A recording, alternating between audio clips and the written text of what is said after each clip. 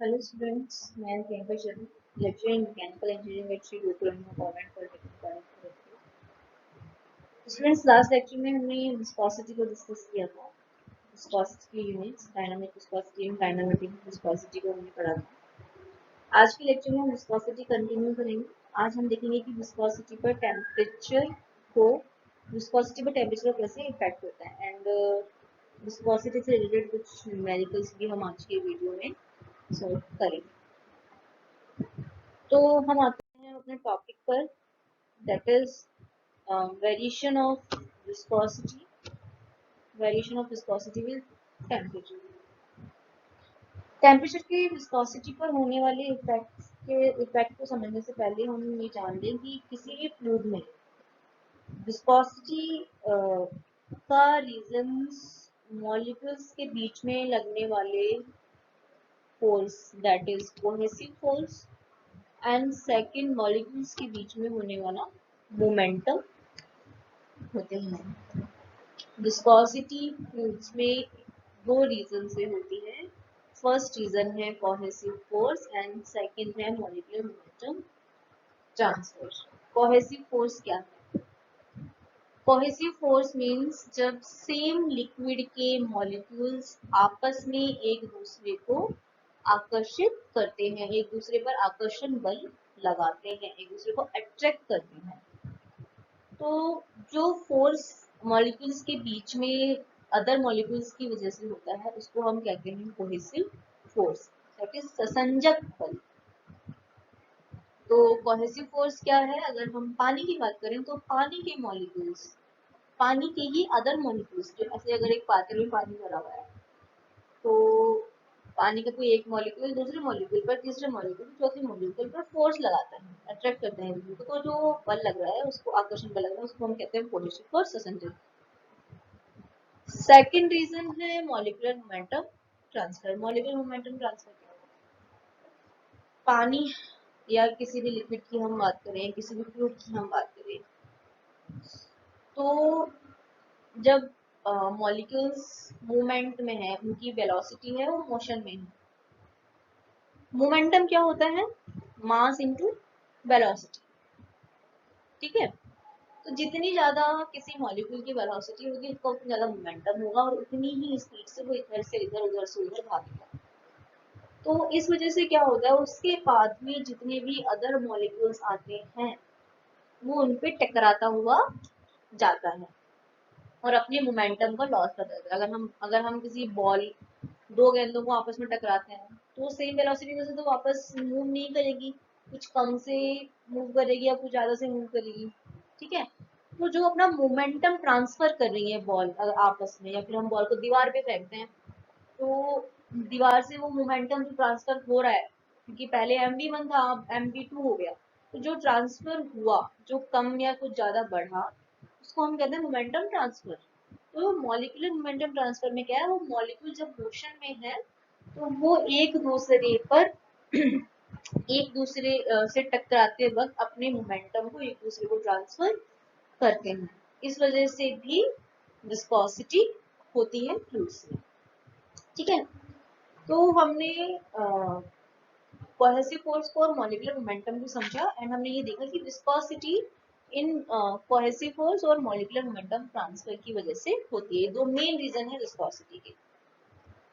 तो अब हम बात करते हैं कि विस्कोसिटी टेम्परेचर के साथ में कैसे वैरी करेगी।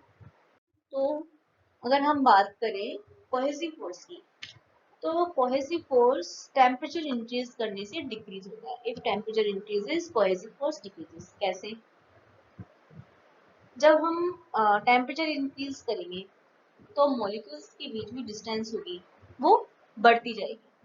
ठीक है, बढ़ेगी मतलब मॉलिक्यूल्स दूर दूर जाएंगे, दूर जाएंगे तो उनका जो अट्रैक्शन फोर्स है वो कैसे हो जाएगा, कम हो जाएगा। क्योंकि जब मॉलिक्यूल पास पास में रहेंगे तो ज्यादा फोर्स लगाएंगे दूसरे पर, बहुत सारे मॉलिक्यूल्स होंगे जो किसी एक मॉलिक्यूल पर फोर्स लगाएंगे।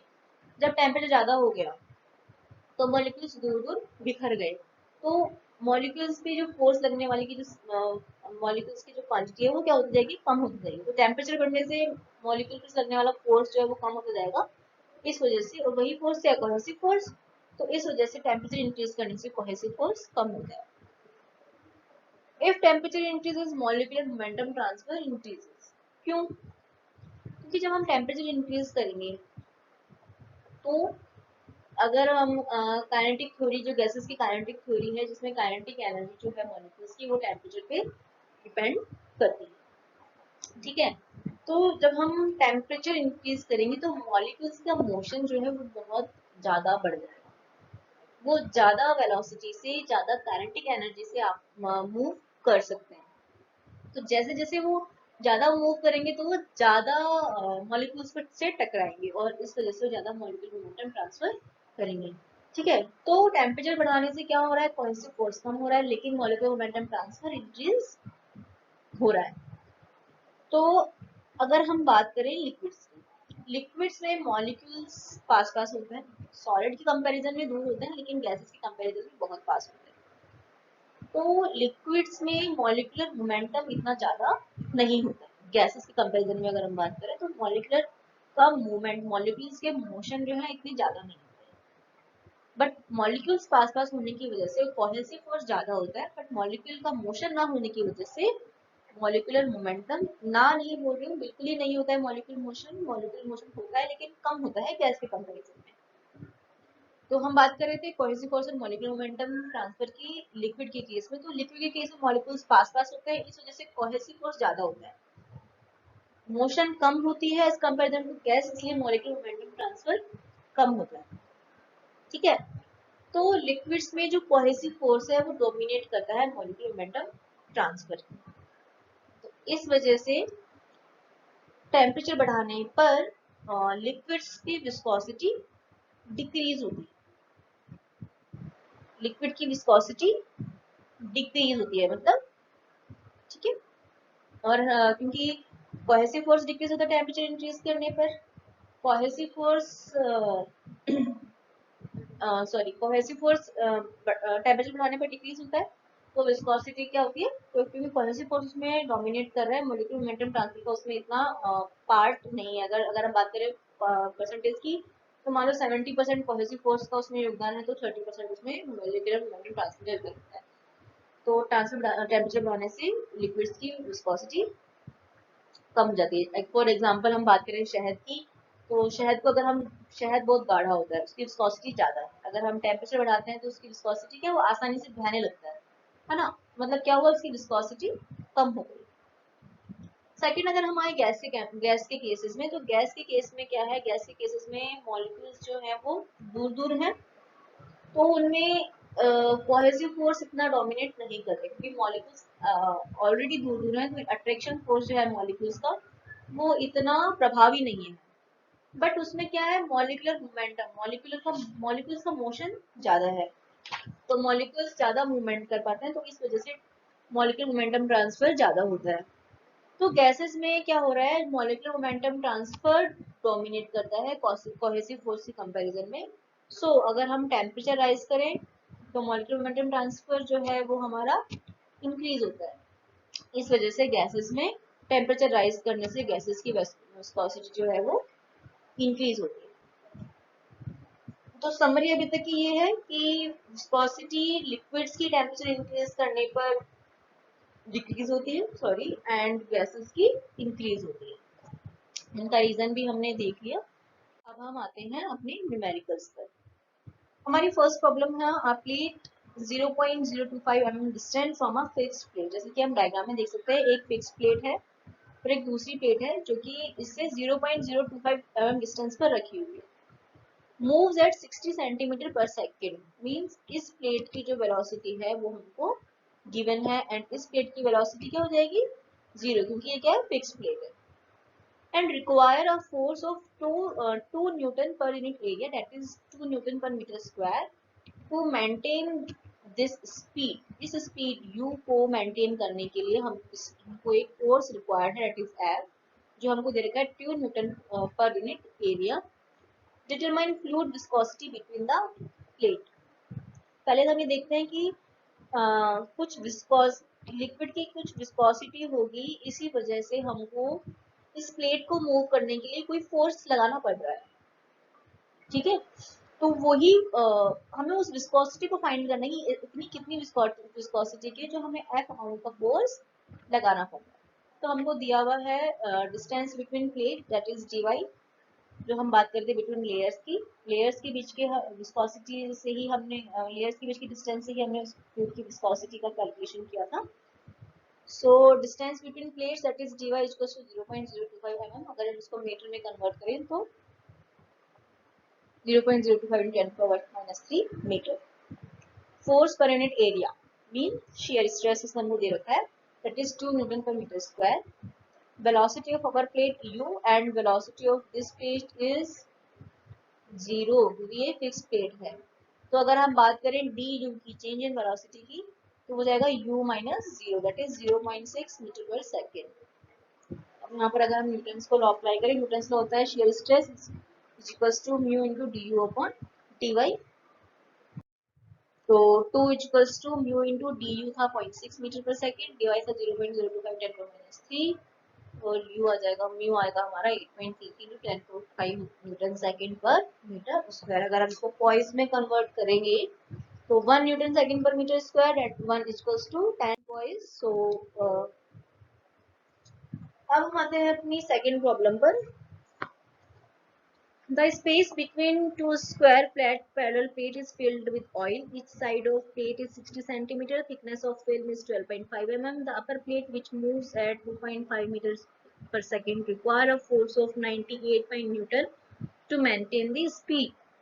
हमको फाइंड करना है dynamic viscosity in coils and kinematic viscosity in stocks if specific gravity of oil is find. तो हमको गिवन है साइड ऑफ स्क्वायर प्लेट। हमको क्वेश्चन में था कि दो प्लेट की साइड है, ठीक है। मूव करने के लिए, अपर प्लेट को मूव करने के लिए हमको फोर्स लगाना पड़ रहा है। तो हमको डायनामिक विस्कोसिटी और काइनेमेटिक विस्कोसिटी फाइंड करनी है। हमको स्क्वायर प्लेट की साइड्स दे रखी है, ईच साइड है 60 सेंटीमीटर। तो अगर हम उसके एरिया निकालें तो एरिया हो जाएगा 0.6 × 0.6 दैट इज 0.36 मीटर स्क्वायर। दोनों प्लेट्स के बीच की डिस्टेंस, क्योंकि ऑयल फिल्म की हमको दे रखी है थिकनेस, तो वो है 12.5 mm that is 12.5 × 10⁻³ metre. Upper plate की वेलोसिटी हमको गिवन है दैट इज 2.5 मीटर पर सेकेंड। नीचे वाली प्लेट फिक्स थी, इसलिए चेंज ऑफ वेलोसिटी क्या हो जाएगा, u minus 0 equals to 2.5 metre पर second. Force required on upper plate जो हमको गिवन है वो है दे रखा है 98.1 न्यूटन। अब इस क्वेश्चन में हमको फोर्स दे रखा है, हमको shear स्ट्रेस नहीं दे रखा। तो हम पहले क्या कैलकुलेट करेंगे, हम कैलकुलेट करेंगे shear stress that is force upon area. Force था 98.1 न्यूटन एंड एरिया है 0.36। तो अगर हम ये shear स्ट्रेस निकालेंगे तो आ जाएगा 272.5 न्यूटन पर मीटर स्क्वायर।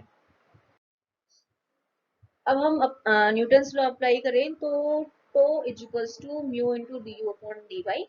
टो की वैल्यू भी हमने फाइंड आउट की थी दैट इज 272.5। म्यू हमको फाइंड करना है डायनामिक विस्कोसिटी।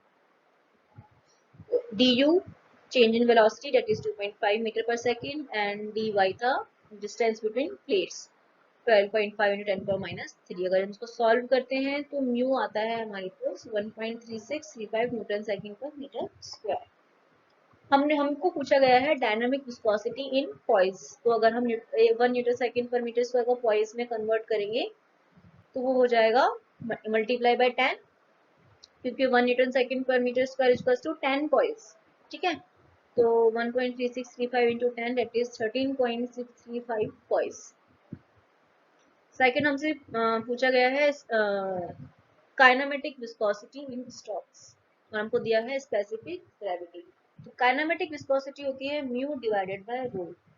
तो पहले हमारे पास म्यू तो हमने कैलकुलेट कर लिया दैट इज 13.635 पॉइस, पर हमारे पास रो डेंसिटी नहीं है। तो डेंसिटी कैलकुलेट करने के लिए हमको क्वेश्चन में क्या गिवन है, specific gravity of oil. Specific gravity of liquid का फॉर्मूला होता है, स्पेसिफिक ग्रेविटी ऑफ लिक्विड का फॉर्मूला होता है density of liquid divided by density of water. तो हम यहाँ से डेंसिटी ऑफ ऑयल फाइंड कर सकते हैं क्योंकि हमारे पास स्पेसिफिक ग्रेविटी भी गिवन है और डेंसिटी ऑफ वाटर हमको पता होती है दैट इज 1000 किलोग्राम पर मीटर क्यूब। तो अगर हम ये वैल्यू यहाँ पुट करेंगे तो डेंसिटी ऑफ ऑयल हमारा क्या आ जाएगा 0.95 इंटू 1000 दैट इज 950 किलोग्राम पर मीटर क्यूब। ये 0.7 गलती से लिखा गया है यहाँ पर, ठीक है। तो डेंसिटी ऑफ ऑयल क्या होगा 0.95 इंटू डेंसिटी ऑफ ऑयल होगा 0.95 दैट इज 950 किलोग्राम पर मीटर क्यूब। अब अगर इस डेंसिटी दैट इज रो, इसको अगर हम फॉर्मूला काइनेमेटिक विस्कोसिटी के, तो काइनेमेटिक विस्कोसिटी होता है डायनामिक, फिर से गलती हो गई, फिर से अगेन मेरे से बहुत गलतियां हो रही हैं, तो सॉरी। उसमें ये है विस्कोसिटी, तो kinematic viscosity is equals to dynamic viscosity divided by density. Dynamic viscosity की वैल्यू हमने कैलकुलेट की थी, दैट इज 1.365 न्यूटन सेकंड पर मीटर स्क्वायर में था ये, और ये है 950 किलोग्राम पर मीटर क्यूब। तो इसकी वैल्यू हम निकालें तो 0.001435 मीटर, ये है मीटर स्क्वायर पर सेकंड में। हमको निकालना है स्टॉक्स में, स्टॉक्स होता है सेंटीमीटर स्क्वायर पर सेकंड। तो इसको हम सेंटीमीटर स्क्वायर पर सेकंड में अगर हम कन्वर्ट करें तो 1 मीटर इक्वल्स टू 100 सेंटीमीटर।